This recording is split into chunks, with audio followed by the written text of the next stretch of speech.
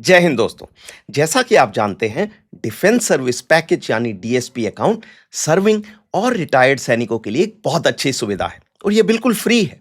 Edges branch PS directorate ने पिछले हफ्ते एक नई गाइड निकाली है जिसमें सभी बैंक्स के डीएसपी अकाउंट्स की लेटेस्ट जानकारी है। आज हम उसी के बारे में चर्चा करेंगे। मैंने इस वीडियो को 3 भागों में बांटा है। पार्ट 1 में मैं आपको बताऊंगा कि कौन से बैंक डीएसपी के अंतर्गत इंश्योरेंस की सुविधा देते हैं और कितनी देते हैं।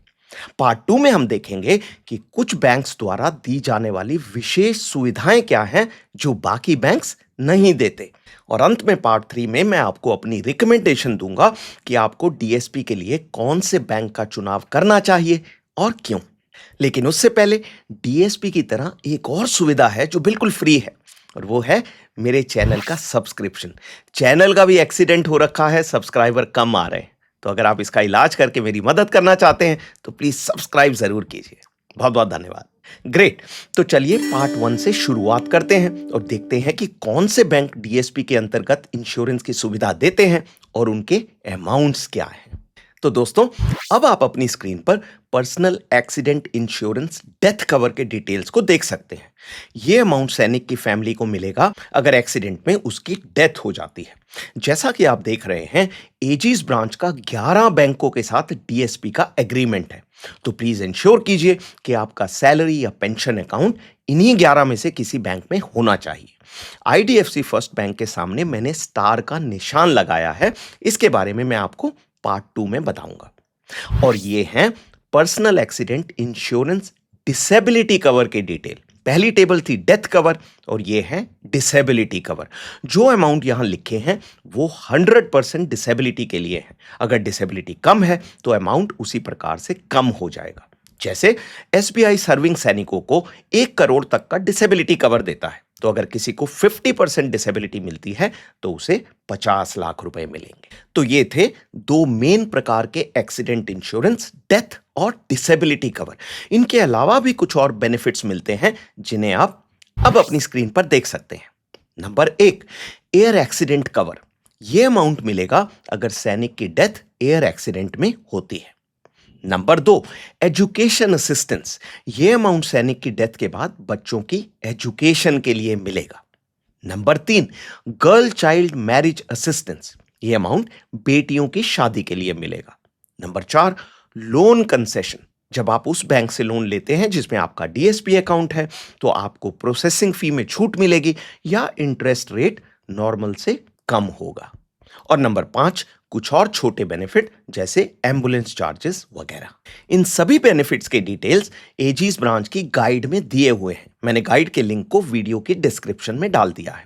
लेकिन मेरा मानना है कि आप किस बैंक का चुनाव करें वो डिसीजन 2 मेन बेनिफिट्स पर निर्भर होना चाहिए जो मैंने अभी आपको दिखाए थे। अगर आप सभी बेनिफिट्स देखने लगेंगे तो कंफ्यूज हो जाएंगे, तो इसलिए डेथ और डिसेबिलिटी कवर को ध्यान से देखिए। उनके अलावा कुछ विशेष बेनिफिट्स भी देखने हैं और उन बेनिफिट्स को जानने के लिए चलते हैं पार्ट 2 पर। तो सबसे पहला विशेष बेनिफिट है टर्म इंश्योरेंस। जैसा कि मैंने बताया, डीएसपी के बेनिफिट केवल तभी मिलते हैं अगर डेथ या डिसेबिलिटी एक्सीडेंट में हुई है। अगर डेथ या डिसेबिलिटी किसी और कारण जैसे हार्ट अटैक, कैंसर वगैरह के कारण हुई है तो ये बेनिफिट नहीं मिलते।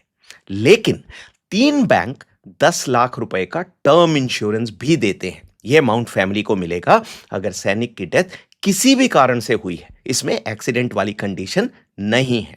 और जो 3 बैंक ये विशेष बेनिफिट देते हैं वो हैं एसबीआई, एक्सिस बैंक और bank of Baroda. Number 2 benefit, high altitude में डेथ। 4 बैंक हाई एल्टीट्यूड में हैपो यानी हाई एल्टीट्यूड पल्मोनरी ओडिमा और हैको यानी हाई एल्टीट्यूड सेरेब्रल ओडिमा से होने वाली डेथ को भी एक्सीडेंट मानते हैं। ये 4 बैंक हैं एसबीआई, पीएनबी, आईसीआईसीआई बैंक और यस बैंक। तो अगर आपकी यूनिट हाई एल्टीट्यूड में जा रही है तो आप इनमें से किसी बैंक को कंसिडर कर सकते हैं। और अंत में नंबर 3, ये बेनिफिट सिर्फ एक ही बैंक देता है और वो है IDFC first bank. IDFC bank के सर्विंग सैनिकों के डेथ कवर को आप अब अपनी स्क्रीन पर देख सकते हैं। रेगुलर सैलरी क्रेडिट 90 लाख रुपए का कवर, ये कवर मिलेगा अगर आपकी सैलरी आईडीएफसी बैंक में आ रही है। मंथली क्रेडिट 15,000 रुपए, 15,000 रुपीज, 60 लाख रुपए, 60 लाख रुपीज का कवर। यह कवर मिलेगा अगर आप हर महीने कम से कम 15,000 रुपए अकाउंट में जमा करते हैं। अब ये स्पेशल इसलिए है क्योंकि इस बेनिफिट के लिए ये जरूरी नहीं है कि आपकी सैलरी आईडीएफसी बैंक में ही आ रही है। मान लीजिए आपका डीएसपी अकाउंट एसबीआई में है और आप आईडीएफसी में अकाउंट खोलकर उसमें हर महीने 15,000 जमा करते हैं, तो डेथ के केस में आपकी फैमिली को डीएसपी बेनिफिट एसबीआई और आईडीएफसी दोनों से मिलेंगे। और अंत में मंथली क्रेडिट 25,000 रुपए, 25,000 रुपीज, सैनिक के लिए 60 लाख का कवर और नॉमिनी जैसे आपकी पत्नी के लिए 35 लाख, 35 लाख रुपीज का कवर।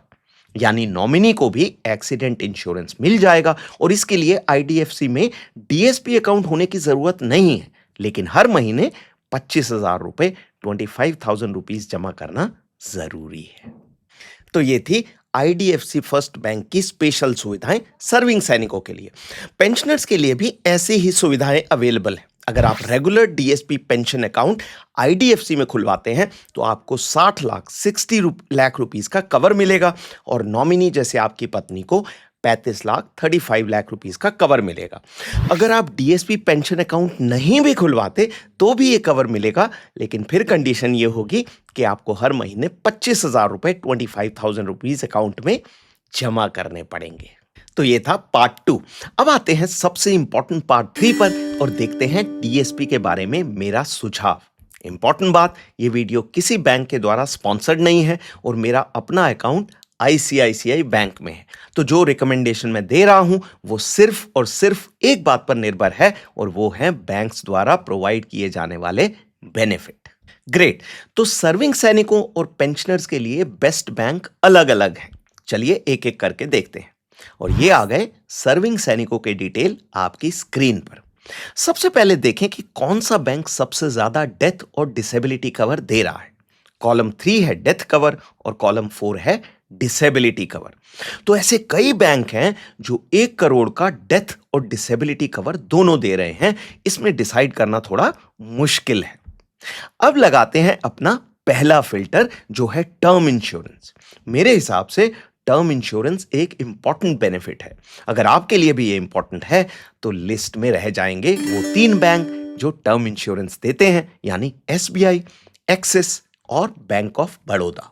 जैसा कि आप देख रहे हैं, एसबीआई और एक्सिस बैंक का डेथ और डिसेबिलिटी कवर 1 करोड़ है, जबकि बैंक ऑफ बड़ौदा का कम है।